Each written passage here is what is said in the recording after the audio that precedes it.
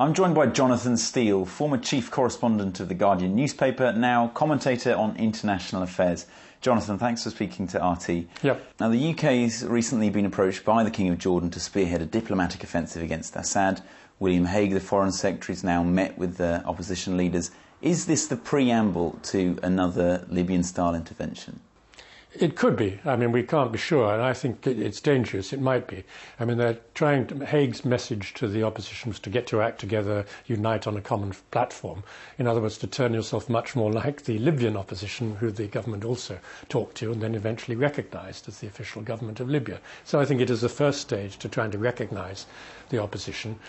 And there are hints, more from France than from Britain at the moment, that there would be some kind of foreign intervention. I mean, the French Foreign Minister, Alain Juppé, has just called for humanitarian corridors to be opened into Syria, with or without the Syrian government's permission in Damascus. And when he was asked, does that mean who would protect these corridors? Would there be military protection? He said, of course.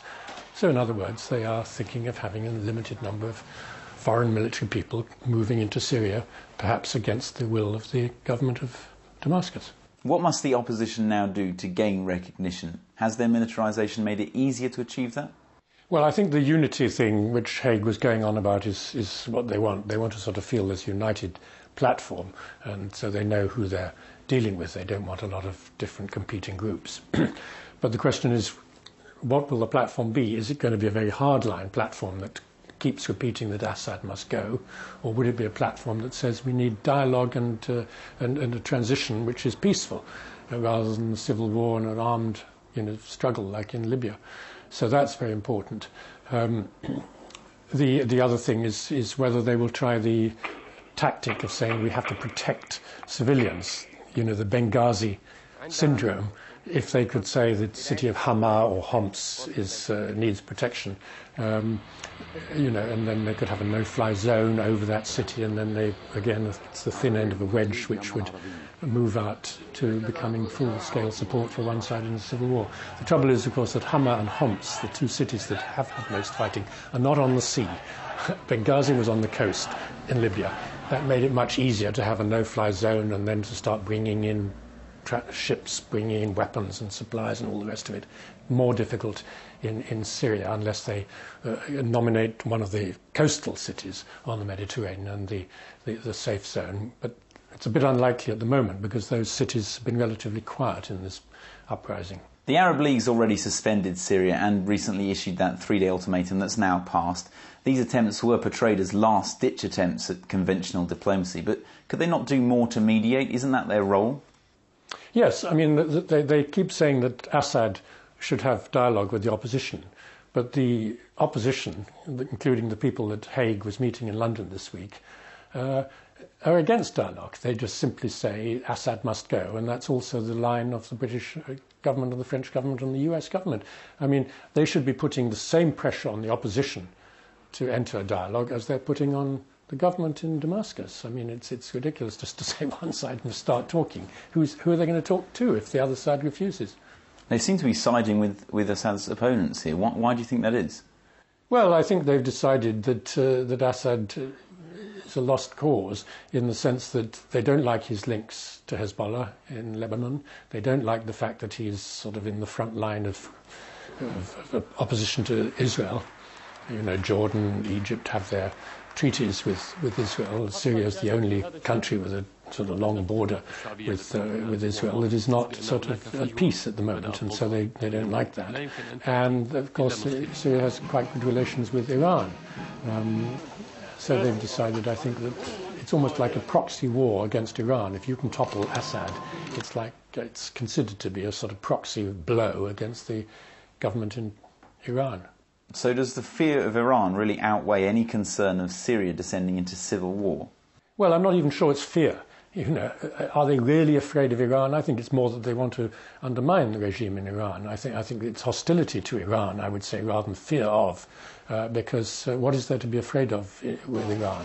The only thing is this question of nuclear weapons, which still a long way down the line before Iran would have a deliverable nuclear weapon. It's first got to create the warheads on the weapons, if it's building them, and then it's got to have the delivery system that could transport these things safely and, drop them in the right position and fire them at the right target, which is some way off. So there's no reason to be really afraid of Iran. And anyway, there are other ways of dealing with the so-called Iranian threat than military, where there could be plenty of diplomatic ways of minimizing whatever worries you have about Iran.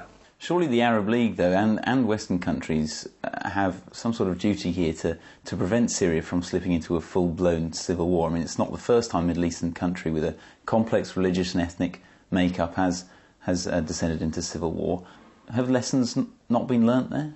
Well, I agree with you. I mean, I think it's quite irresponsible. I mean, and it's really amazing in a way that these Arab neighbours of Syria and the other members of the Arab League are taking such a hard line. But I think it's this cancer of the Sunni-Shia thing, which is, as I say, a proxy war between the Gulf Arabs, who are mainly Sunni, against the Iranian Shia regime, which is causing the cancer. And I'm afraid it's been the United States have been pushing this line.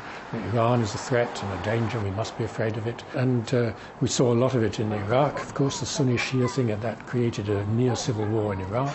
It's terribly dangerous, and one would have thought, and of course in Lebanon also, earlier, one would have thought that people would say, look, the last thing we want is another Sunni versus Shia military civil war going on in one of the major Arab countries. They should be doing all they can to try and stop it. Now, I'm saying, obviously, that Assad has made many, many mistakes. He should have not used force so much at the beginning. He should have offered more serious dialogue. At the beginning, his offers were quite flimsy and probably deceptive deliberately. And, he has been very hard-line. But the other side is now being equally hard-line, and the situation is becoming polarized. What's the worst-case scenario should Syria completely collapse into civil war? Well, the worst-case scenario is massive ethnic cleansing, with the Alawite majority from whom the Assad family comes and the ruling elite being forced to flee. The Christians, who are about at least 10% of the population, and possibly more, in Syria, are very worried. They probably, most of them, as what one understands, prefer the Assad regime, which has been very tolerant to Christianity, no problem with any kind of religious discrimination. They're more worried about the Muslim Brotherhood, who are the main force in the opposition, the armed opposition to Assad, than they are about the Assad regime. So Christians could suffer greatly. Look what's happened to Iraqi Christians. Most of them have had to flee. The Kurds are in a sort of wobbly position. They don't know which side is worse for them. Is Assad worse than the possible Sunni Arab Muslim Brotherhood coming in? So I think a lot of the minorities are really worried, and I think that's partly why there are these big demonstrations in support of Assad in Damascus and Aleppo. They're not all people who've been sort of forced out into the streets in some way or other. Some of them are genuine. I think obviously we can't do a sort of exact analysis of how many are genuine and how many have come out, because they might be government workers who think that they can lose their jobs if they don't come out. But you can't get so many people out on the street without some of them being genuine. On the other hand, though, President Assad has certainly committed some terrible atrocities against his own people.